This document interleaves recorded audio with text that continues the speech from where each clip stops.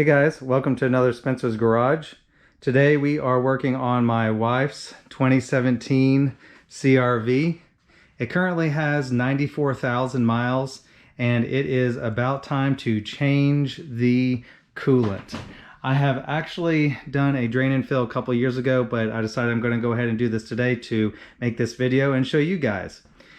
I will be using the Honda Genuine Type 2 antifreeze. This is the one I would highly recommend. If you don't have a Honda dealer near you, then you can actually order this off of Amazon. So I will have Amazon affiliate links in the description.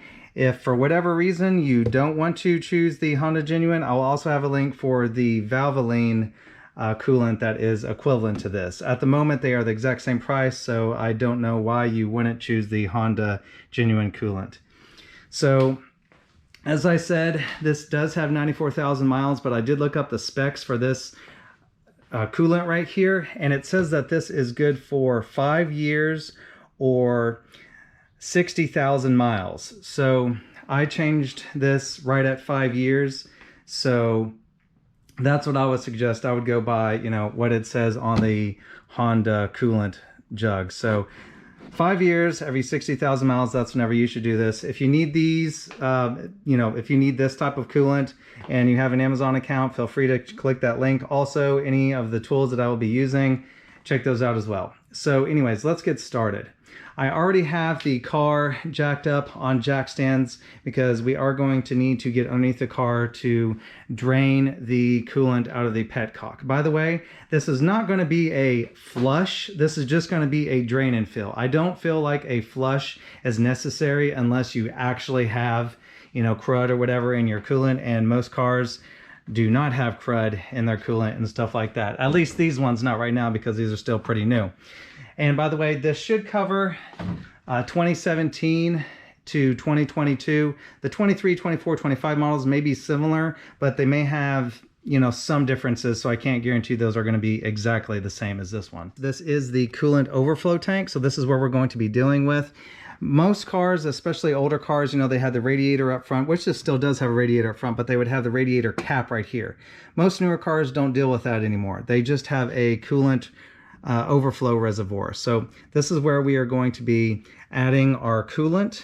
And by the way, I do want to stress that whenever you do this job, you do not want to be doing this while the vehicle is hot. So if you just went on a drive, I would definitely let it cool at least a few hours. This one has been sitting all day, so the coolant is, you know, room temperature, so we're safe on that. So with all that said, let's go ahead and go underneath the car and I'll show you where the petcock is, and we're going to do a drain first. So I'm on the driver's side right here, as you can see, and we're just going to go, I'm going to take you with me. We're going to go all the way under here. I already have my flashlight on and we are going to peek underneath here. So right here you can see this little window, and up there, right there, that is the petcock. And then that hole right there, that's where the coolant is going to drain out of. I do already have my drain bucket under here. I will link this in the description as well if you happen to need one of those. So what we're going to want to do is turn that petcock counterclockwise. Now, they can be very difficult to turn, especially, you know, this hasn't been turned in years and many heat cycles. So you may need a pair of pliers or whatever to gently turn this first, just to get it going.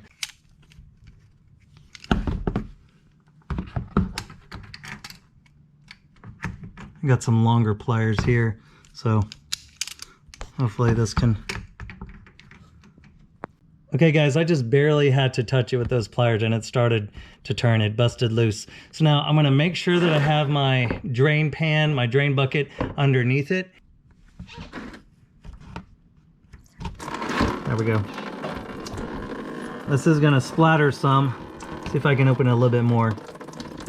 Yep, it's going to make a mess. Alright guys, so I just busted it loose. It just took just the slightest little nudge with some pliers and it came loose. This is going to make a mess, by the way. I have a pretty big drain pan and I can already see it splattering everywhere, so just make sure, you know, I have a rag ready. Make sure you have these rags ready to clean up your mess. But Anyways, this is going to take a little while to drain, so I'm going to let that fully drain until it's completely stopped. Oh, there's also a noise. All right, let me see if I open this up. There we go. Okay, so I'll go ahead and open that up. That seems to have increased the flow a little bit. All right, so yeah, be sure to pop off the cap before you do that, and it will flow a little bit easier. Also, a side note here, guys, I am going to pour this into a container after it is fully drained, and I'm going to see how much actually leaks out of this. I estimate probably around a gallon or so. Most coolant systems are, you know, a gallon and a half, at least on, you know, these types of cars. So I'll let you guys know at the end of the video, whenever I drain that into a, you know, separate container, about how much drained out. While that's draining, can we just take a few seconds to appreciate how clean my wife's car is? 94,000 miles. Look at this. I know how to maintain them. Of course, I just washed it, but check this out. Seats are leather conditioned, and it is looking clean. By the way, guys, take note that I did not fully take out the petcock. I don't think that that's really necessary. It's draining pretty good. It's not going to drain much better if you take it out. So, I mean, you can take it out all the way if you want. It does screw all the way out, but in my case, I don't think it's really necessary. So I'm just letting it drain, you know, just opening it a little bit, and it's got a nice stream going now. By the way, guys, as I said, this is just a drain and fill. Unless your coolant has really been contaminated with some foreign objects or something like that, you know, debris, I really don't think it's necessary to do a flush. I don't want to put, you know, water into my system or anything, or, you know, cleaning chemicals whenever I don't have to. Honda fluids usually hold up pretty well. And, you know, as long as you're following the, you know, the maintenance schedule of, like I said, the every 5 years or 60,000 miles, that's just what I've been doing on this car. I've done it on all my Hondas. You know, I own a few Hondas, so you know, that's what I do, and I believe that that's the proper maintenance schedule. Okay, guys, I am now going to go ahead and close this up. It is down to a slow drip, so I'm going to tighten that up. Okay, there it is. I have closed it all the way up. Make sure it's nice and tight. By the way, guys, I do realize that not 100% of the coolant is going to be drained this way. There are some drain plugs on the engine block that you can undo and get 100% out of the coolant out of the engine block through its, you know, canals and stuff like that. But I don't think that that's necessary. I think that just a drain and fill every now and then, you know, if you want to go the 5 years, 3 years, whatever, then I think that's completely okay to do. So I'm not going to do a complete drain. As I said, this is just a drain and fill, and the drain and fill, you know, draining the radiator all the way down, which is what this does, it drains a lot out of the coolant system. It may not be 100%, but it drains a lot. So anyways, I think that that's good enough, especially, you know, this is my second time doing this on this car, so I think that that's plenty good. All right, so now that we have all that drained into the drain pan there, now we can start to fill it up. Now, as I said, this is just the overflow reservoir, so take note that it does have a minimum and a maximum line on it. If you can barely see it, but it says max there and minimum there. And let's see here, let's move that a little bit. So it even has an arrow pointing to it. I believe that this is the minimum, and then the maximum is at the very top edge right here. So you want it between this area right here. All right, guys, now we are ready to fill up the coolant reservoir tank. So as you can see, I already have my funnel in here. I've already poured some into the coolant tank right there, and I also have a flashlight on top of it. That's a good trick because it's a little hard to see through this tank, this plastic. So this kind of lights it up for you. But anyways, I already filled it up, as you can see, and air bubbles are coming out. There's going to be a lot of air in the system since we drained all the fluid out. So I don't think it is necessary to use one of those special, funnels on here to where it has a plug in it and it creates a tight seal and all that. I really don't think that those are necessary. At least on Hondas, I find that those aren't necessary. So what I always do is I just fill up the radiator, or in this case, the overflow tank. I fill it up. It's really hard to see, but air bubbles are coming out, and the fluid level is slowly going down, so it is going into the actual radiator. And that's basically what you're waiting for. You're waiting for all the air to come out and for the fluid to go in. So once I put enough in this to where, the air bubbles basically stop and it stays at the maximum level, what I do then is I put on the radiator cap back on this reservoir tank and I start the vehicle. Now you can either start it, let it warm up to its regular operating temperature, let it run for maybe 15-20 minutes, just kind of let the fluids, circulate. And while the car is running, it will actually burp out a lot of the air in the system. You could also, go on like a 10-15 minute drive, whatever you want to do. And then I would bring it back home. I would, obviously turn off the car, and then I would let it sit at least a couple hours, maybe 1, 2, 3 hours overnight, whatever you want to do.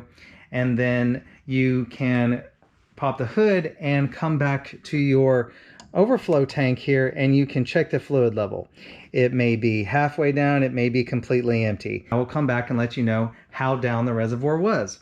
Now, since we, are going to let this completely, drain out. Look, it's almost even all the way down. I need to add more to it. But since we are letting this fill up as much as it can to where, no more air bubbles come out, we're filling it up pretty much almost to maximum level. So we're just going to basically, after we do that drive and let the engine, come up to temperature, we are basically just going to top it off.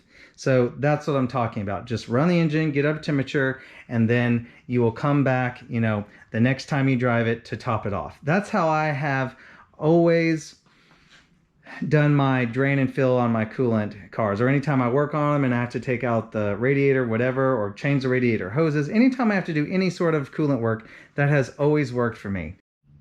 Also, guys, I did want to mention, whenever you do your final, check on the fluid reservoir and do your final, top off, you want to make sure that the car is level. Obviously, my car is on jack stands right now, and it is not level. So whenever I do the final check, after I do the final drive and all that, and come back and check it after the engine has completely cooled down, I will make sure that the car is on a level surface. I'll probably take it out to my driveway and check it then. So you definitely don't want to check it while it's jacked up or on a steep incline or anything like that. So just take note of that. By the way, I wanted to mention that this does take a little bit of time. The bubbles are coming out pretty slow. I am on my 4th fill to the maximum level on this, by the way, and the bubbles are coming out pretty slow at this point. So it's not like it's not like you pour it in there and it just goes all the way down.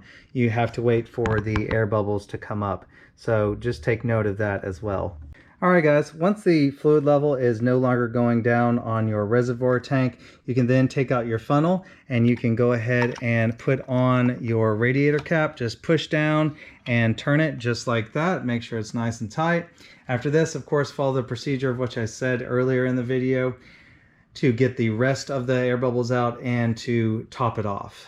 By the way, here is the 1 gallon jug of the old coolant in there. The fill line is right about here. It's a little hard to see. This is a 1 gallon jug, so it is almost 1 gallon that I drained out of this system. Okay, we have gone for almost an hour drive in the car, and this is the current fluid level. You can see it right here. I do have the flashlight shining in here so we can see the fluid level easier. It's down there, so I'm going to top it off, and then this car should be good to go, and I believe that will finish off our coolant drain and fill. Thank you guys so much for watching. Please give me a big thumbs up if this helped you in any way, and I'll catch you in the next one.